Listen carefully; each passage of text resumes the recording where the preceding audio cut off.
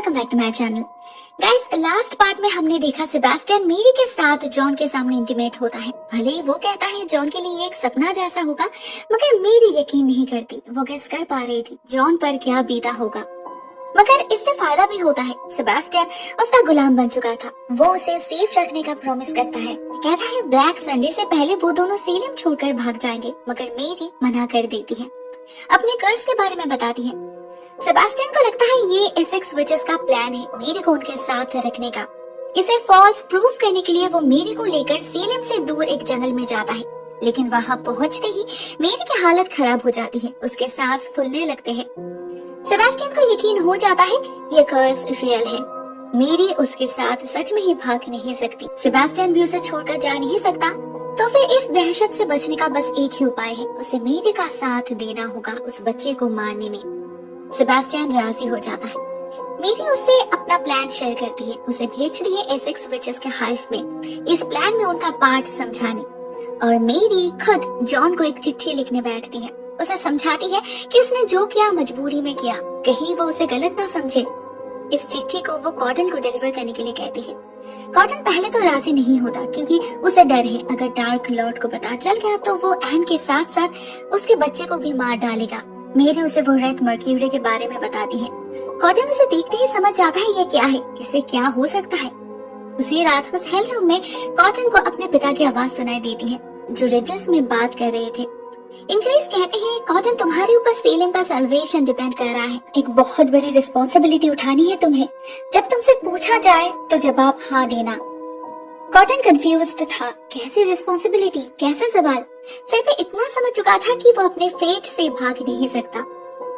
वो मेरी की बात मान लेता है और निकल पड़ता है जॉन के तलाश में, लेकिन उससे पहले जाता है एन से मिलने, और उसका बिली बम्प देखकर चौंक जाता है। वो अभी तो एक हफ्ता भी नहीं हुआ, इतनी जल्दी उसका पेट फुल कैसे गया। एन कहती है शायद उसके विच ब्लड के कारण। कॉटन का कोई शक नहीं होता। वो निकल पड़ता है जॉन के खोज में, और एन को खाली घर में फिर से वही डेमोनिक प्रेजेंस फील होता है। वो ऊपर जाती है ग्लोरियाना के पास। उसकी जरूरत तो पूरी हो चुकी है, मगर अब इसका क्या करे। एन के दिमाग में एक एक्सीलेंट आइडिया आता है। वो ग्लोरियाना के दिमाग से सारी मेमोरीज डिलीट कर देती है और कांटेक्ट करती है लोकल ब्रोथल में। अब उसे पता नहीं था इस ब्रोथल की मालकिन मर्सी है। एन थोड़ी सी घबरा जाती है उसे देखकर, मगर बहुत जल्द खुद को संभाल भी लेती है। मर्सी से कहती है उसने एक रिफ्यूजी लड़की को शेल्टर दिया था। उसे पता चला है ये लड़की पहले भी ब्रोथल में ही काम करती थी, तो अभी वो चाहती है मर्सी उसे पनाह दे। मर्सी तब तो यकीन कर लेती है, मगर जब वो ग्लोरियाना से मिलती है, देखती है उसे कुछ भी याद नहीं, नाम पता सेलिम आने का पर्पस कुछ भी नहीं। तब वो समझ जाती है कुछ गड़बड़ है। ऊपर से उसके पेट में उसे खालीपन भी महसूस होता है। मर्सी समझ जाती है एन के पेट में ये जो बच्चा है वो जरूर इसी लड़की का होगा। एन ने चुरा लिया है, और अभी काम पूरा हो जाने के बाद वो इस लड़की से पीछा छुड़ाना चाहती है। मर्सी कुछ नहीं कहती, चुपचाप ग्लोरियाना को लेकर निकल जाती है। एन भी चैन की सांस लेती है, लेकिन मर्सी इतने आसानी से बात को हजम करने वालों में से तो नहीं है। उसके दिमाग में जरूर कुछ ना कुछ चल रहा है। वो जरूर सही समय आने पर एन के इसी सीक्रेट को उसके अगेंस्ट यूज करेगी। ये उसकी स्पेशलिटी जो है। उधर हम देखते हैं आइजैक को। वो सच में ही नॉकर्स होल का लीडर बन चुका है। सभी लोग उसे बहुत सम्मान दे रहे हैं, क्यों ना दे। आइजैक का बिहेवियर, उसका जस्टिस उन्हें इंस्पायर जो करता है। वो हथौन की तरह उन्हें रूल करना नहीं चाहता, उन्हें पैरों तले दबाकर खुद ऊपर चढ़ना नहीं चाहता, बल्कि सभी के साथ मिलकर इस समाज को बेहतर बनाना चाहता है। दूसरी तरफ हम देखते हैं टिट्यूबा अपना काम निपटाने के लिए जॉन को यूज कर रही। उसने जॉन को कन्विंस कर लिया है कि मेरी के जान को खतरा है सेंटिनल से। इससे पहले सेंटिनल मेरी को मार डाले, जॉन को उसे मारना होगा। टिट्यूबा उसे एक पोशन रेडी करके देती है। इसे एक डैगर में इन्फ्यूज करके उस डैगर से सेंटिनल को मारना होगा, तभी एक फॉलन एंजल की मौत हो सकती है। जॉन जल्दी से इस डैगर को बनाने में लग जाता है। वो पूरा फोकस करने की कोशिश करता है, लेकिन उसके दिमाग में बार बार कल रात का ही वो विजन प्ले हो रहा था। उसे मेरी पर भरोसा है, 100% भरोसा है, लेकिन न जाने क्यों फिर भी उसे जेलसी फील हो रही। उससे मिलना आता है कॉटन। पहले तो जॉन उस पर बहुत चिल्लाता है, उससे बात करने से इनकार करता है, कहता है वो भी बिक चुका है। उस दिन मीटिंग में सबके सामने उस बच्चे को भगवान का दर्जा दे रहा था, ये पता होने के बावजूद कि वो बच्चा एक शैतान है। मगर कॉटन उसे शांत करता है, समझाता है वो स्पेल बाउंड था। एन ने उसे अपनी मुट्ठी में कर रखी थी, लेकिन अभी वो आजाद है और उसे कुछ बहुत इम्पोर्टेंट डिस्कस करना है जॉन से। वो जॉन को मेरी की चिट्ठी देता है। लीजेंड ने जो कहा वो सब कुछ शेयर करता है। ब्लैक संडे आने वाला है, दुनिया का अंत होने वाला है। साथ में ये भी कहता है कि एन प्रेग्नेंट है और इसीलिए उसका टेंशन ज्यादा है। बस अब 3 दिन बाकी है सब कुछ खत्म होने में। कैसे बचा पाएगा वो अपने बच्चे को, अपने होप को? जॉन उसे याद दिलाता है वो भी एक विच के बच्चे का पिता है। उसका एक्सपीरियंस तो बिल्कुल भी अच्छा नहीं रहा। कॉटन को भी सावधान रहना चाहिए। दूसरी तरफ हम देखते हैं मेरी को। वो अपनी तरफ से हर पॉसिबल कोशिश कर रही है लीजियन को कमजोर करने की। सेबेस्टियन को तो उसने ऑलरेडी अपने तरफ कर चुकी है। नेक्स्ट है सेंटिनल। एक दिन वो सेंटिनल को बुलाती है, अपना वेडिंग ड्रेस दिखाती है, उकसाती है उसे, जिससे वो लीजियन को बिट्रे करने में मजबूर हो जाए।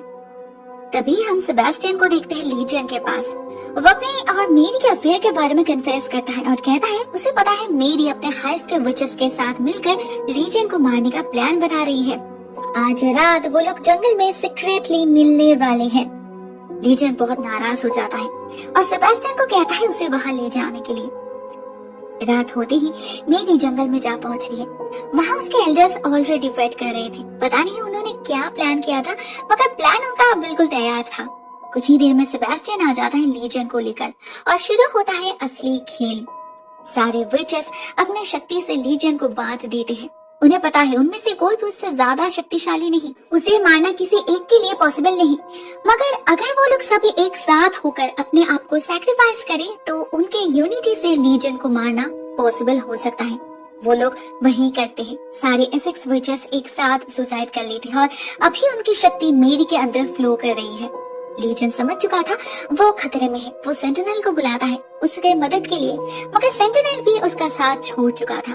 उसे पता है लीजियन सिर्फ उसका इस्तेमाल कर रहा है।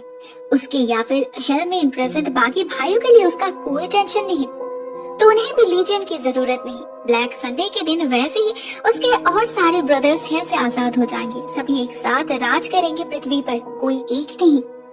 लीजियन बिल्कुल अकेला पड़ चुका था, तो सबके साथ लड़ना पॉसिबल नहीं हुआ उससे। मेरी एसेक्स ट्री के शक्ति से, अपने शक्ति से लीजियन के शरीर के टुकड़े टुकड़े कर देती है, मार डालती है लीजियन को। एक बहुत बड़ा काम पूरा हो चुका था। अभी सिर्फ किसी तरह इस तबाही को रोकना होगा, सेंटिनल को मारना होगा। उसे तो पता ही नहीं ये काम टिटुपा पहले ही जॉन को सौंप चुकी है। भले ही उसके पीछे कारण कुछ अलग है। फिलहाल काम खत्म करके सभी अपने अपने घर लौटने लगते हैं और तभी हम देखते हैं कोई लीजियन के शरीर के टुकड़े को कलेक्ट करके अपने साथ ले जाता है। ये कोई और नहीं टिटुपा ही है जो लीजियन को उसका शरीर वापस देने की कोशिश कर रही थी। उसका पर्पस अभी तक क्लियर नहीं था, मगर इतना पक्का है कि वो अपने सील वाले पावर की अच्छी यूज कर रही है। उसे फ्यूचर दिखती है, इसीलिए शायद वो चीजों को अपनी तरीके से मैनिपुलेट कर पाती है और अपने फायदे के मुताबिक ऑप्शन चूज कर पाती है। दूसरी तरफ सेंटिनल जाता है उस बर्बर के पास, उस रेड मर्क्यूरी को मशीन में डाल के सब कुछ रेडी करके उसे दे देता है और छुपा कर रखने के लिए कहता है समय आने पर ये छोटी सी चीज अपना काम कर देगी, उन्हें बस वेट करना है। लौटने से पहले ये बर्बर उसे ड्रिंक ऑफर करता है। रिसेंटली सेंटिनल को उसकी लत लग गई थी, तो वो पूरा पी लेता है। घर आकर नशे में बिड़बिड़ाने लगता है। इस सबसे बेखबर मेरी जाती है कॉटन के पास अपने पार्शियल विक्ट्री के बारे में शेयर करने। वहाँ सेबेस्टियन भी था। तभी उन सभी को सेंटिनल की बातें सुनाई पड़ती है। वो आने वाले डिस्ट्रक्शन के बारे में बोल रहा था। साथ में ये भी वो कहता है कि उन्होंने लीजियन के फिजिकल शेप को तो खत्म कर दिया है, उसके सोल को नहीं। उसके सोल हेल में वापस चली गई है, तो अगर जिंदा रहना है तो भूलकर भी उस हेल रूम के दरवाजे को नहीं खोलना। उसके अनजाने में ही ये बातें सबको अलर्ट कर देती है।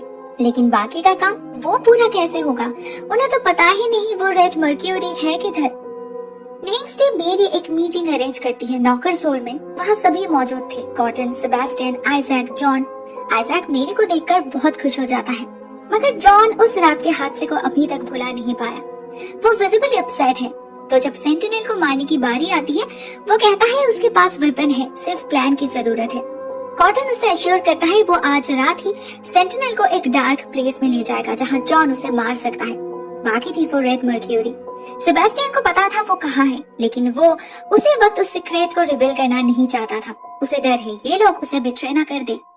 50% प्लान रेडी हो चुका था, तो सभी निकल पड़ते हैं अपने अपने काम में। सिर्फ मेरी को शक होता है टिटुबा पर। टिटुबा उससे छुपाकर जॉन को इंस्ट्रक्शन क्यों देगी? वो निकल पड़ती है उससे बात करने। रास्ते में उसे जॉन रोक लेता है। वो इनसिक्योर फील कर रहा था। मगर मेरी उसे अश्योर करती है उसने जो किया वो सिर्फ उसका काम था। सेबेस्टियन के प्रति उसके दिल में कोई फीलिंग्स नहीं है। इसे सुनकर जॉन खुश हो जाता है और उसकी हंसी देखकर मेरी भी खुशी खुशी निकल पड़ती है जंगल की तरफ। मगर उसे तो पता ही नहीं चलता ये जॉन था ही नहीं, सेबेस्टियन था। उसे पहले से ही शक था मेरी पर। अभी वो पूरा श्योर हो गया कि मेरी सिर्फ उसे यूज कर रही। वो बहुत नाराज हो जाता है और मेरी से बदला लेने की सोचता है। उधर मेरी जब पहुंचती है टिटूबा के पास, टिटूबा तब लीजन के शरीर को जोड़ रही थी। मेरी के ऐसे अचानक आ जाने से वो थोड़ा सा घबरा जाती है, लेकिन कोई ब्लंडर नहीं करती। लीजन के मौत की खबर सुनकर हैरान होने का नाटक करती है। एल्डर विचेस के मौत से सैड फेस बनाती है। मेरी को कोई मौका ही नहीं देती उस पर शक करने का। जब मेरी जॉन के बारे में पूछती है, टिटूबा थोड़ी सी डर जाती है, लेकिन उसने मेरी को हेल्प करने के लिए ही तो सेंटिनल को मारने का प्लान बनाया। इसमें डरने की क्या बात है। मेरी भी उसके जवाब से कन्विंस्ड होकर घर लौट जाती है। वो नोटिस ही नहीं करती उसके पीछे ही लीजन की लाश पड़ी है। इसके बाद हम कॉटन को देखते हैं। वो एन को इन्फॉर्म करता है लीजन के मौत के बारे में और उसे सिबली मैंशन में जाने के लिए कहता है। एन कुछ कंफ्यूज्ड दिख रही थी, शायद उसे समझ नहीं आ रहा था उसे खुश होना चाहिए या नहीं। वो जाती है सिबली मैंशन में और वहाँ उसे लीजन की आवाज सुनाई देती है। लीजन की स्पिरिट अभी भी इस घर में मौजूद है, उस हेल रूम में। पूरे घर पे उसकी नजर है। वो एन को उस हेल रूम का दरवाजा खोलने के लिए कहता है। एन शायद खोल भी देती, मगर तभी कॉटन उसे रोक लेता है। उसे उस दरवाजे से दूर रहने के लिए कहता है, मगर क्या एन रह पाएगी। इसके बाद कॉटन जाता है सेंटिनल के पास। बेचारा हैंगओवर में तड़प रहा था। कॉटन उसे अपने बातों से उलझाकर बाहर ले जाता है और दारू पिलाता है और फाइनली ब्रॉथल में ले जाकर छोड़ देता है। यहाँ से जॉन संभाल लेगा। मगर ब्रॉथल में मर्सी एक नया खेल शुरू कर चुकी थी। उसे पता था सीधे तरीके से वो आइजैक पर काबू नहीं कर सकती, इसीलिए वो प्लान बी अप्लाई करती है। रात के अंधेरे में डॉर्कस को चुरा कर लाती है और एक पिंजरे में बंद कर देती है। आइजैक पूरा दिन उसे ढूंढता रहा, हर जगह सिवाय इस ब्रॉथल के। हथौन पहले तो इस बच्चे को ऐसे हालत में देखकर रिएक्ट करता है, लेकिन मर्सी उसे समझाती है उस दिन आइजैक को धमकाने की वजह से उसे जो ह्यूमिलिएशन सहना पड़ा उसका ही बदला है ये। अगर अभी आइजैक को कंट्रोल किया नहीं गया तो उसकी बढ़ती हुई पॉपुलैरिटी किसी दिन उसे ही ना मैजिस्ट्रेट बना दे। हथौन और कुछ नहीं कहता, बल्कि अपनी शादी के बारे में प्लान करने लगता है। तभी उन्हें कॉटन दिखता है ब्रॉथल की तरफ आते हुए। हथौन उसे मना लेता है मर्सी और उसके शादी को होस्ट करने के लिए। कॉटन को कोई एतराज नहीं, वो खुशी खुशी उनका काम कर देता है और निकलते वक्त उसकी नजर पड़ती है ग्लोरियाना की तरफ। वो पट्टी के पीछे थी, इसीलिए कॉटन क्लियरली देख नहीं पाया और ग्लोरियाना तो उसे भूल चुकी थी। बेचारे ट्रू लवर्स इतने पास आके भी मिल नहीं पाए। एनीवेज, हम जॉन को देखते हैं। जैसे ही सेंटिनल ब्रॉथल से निकलता है वो उसका पीछा करने लगता है और एक अंधेरे कोने में उस पर उस चाकू से वार कर देता है। सेंटिनल तुरंत सेंस कर लेता है ये चाकू साधारण नहीं, इसमें उसे मारने की क्षमता है और उसे कैसे मारना है वो तो सिर्फ लीजन को पता था। उसे लगता है जॉन लीजन का आदमी है, मगर जॉन को तो खुद पता नहीं था वो किसके लिए काम कर रहा है। दोनों में बहुत हाथापाई होती है और फाइनली बहुत मुश्किल से जॉन सेंटिनल को मार डालता है। I mean उसके फिजिकल सेल्फ को। दूसरा काम पूरा हुआ, बाकी रह गया सिर्फ उस रेड मर्क्यूरी को हासिल करना जो सेबास्टियन का काम है, लेकिन वो तो किसी और ही काम में बिजी है।